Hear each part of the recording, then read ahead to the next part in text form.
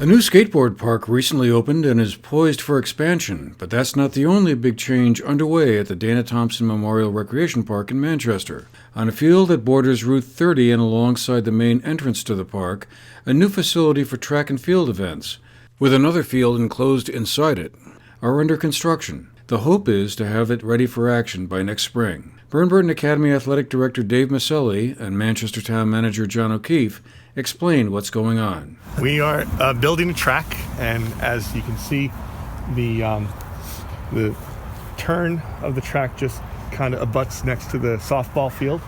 That's already here, and it's going to run perpendicular to Route 30, and it will be a 6-lane track with an 8-lane chute, and in the middle will be a field for soccer, football, etc., lacrosse. Is it?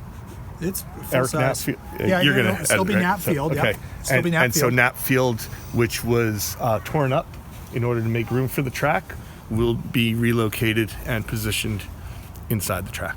And they've never really had a home. So although we've had a track team, we have not had a home track to participate on or practice on.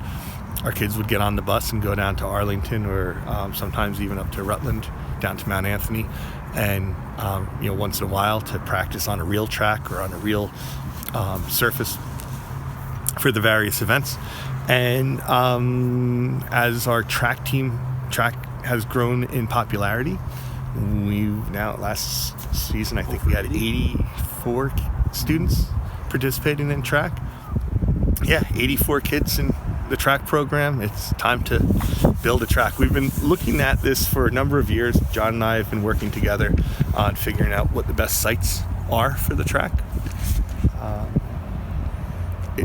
There really aren't many locations or any suitable locations up at Burton. Pretty big. That's a pretty big asset that we had to jointly figure out where could we put something that large.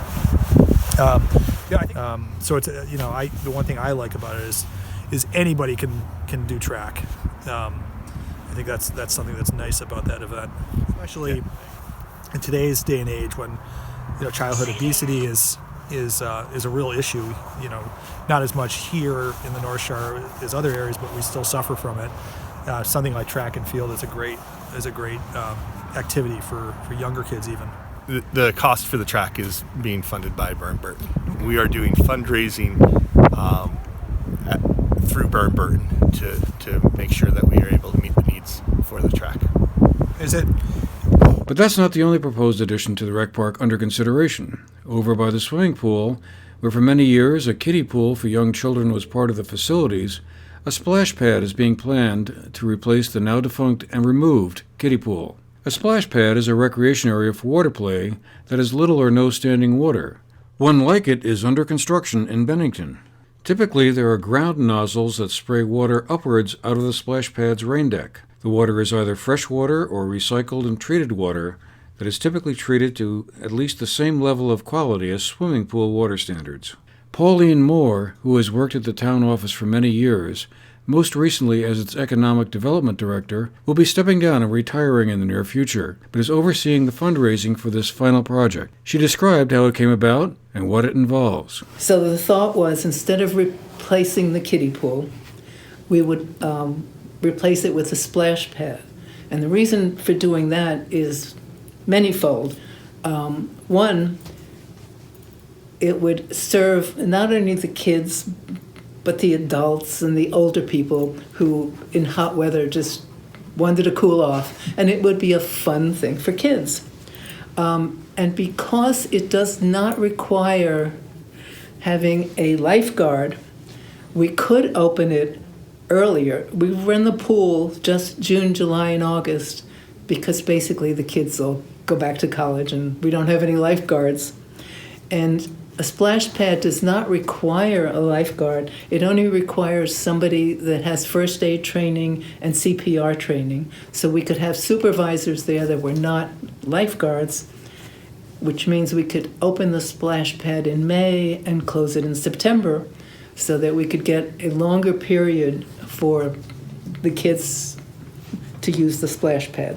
Now, It would cost about $250,000 to get a nice splash pad. We do have $60,000 left over.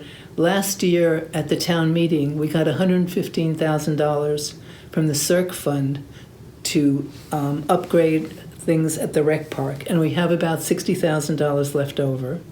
We have $15,000 that the town and the rec park have left from Circus Smirkus, so we would put that money toward the splash pad as well. So far we've got $75,000 toward our $250,000, and I'm looking to raise $175,000 so we could get this done as soon as possible, so we could have a fun place for kids to cool off and parents to bring their kids and feel safe and have fun.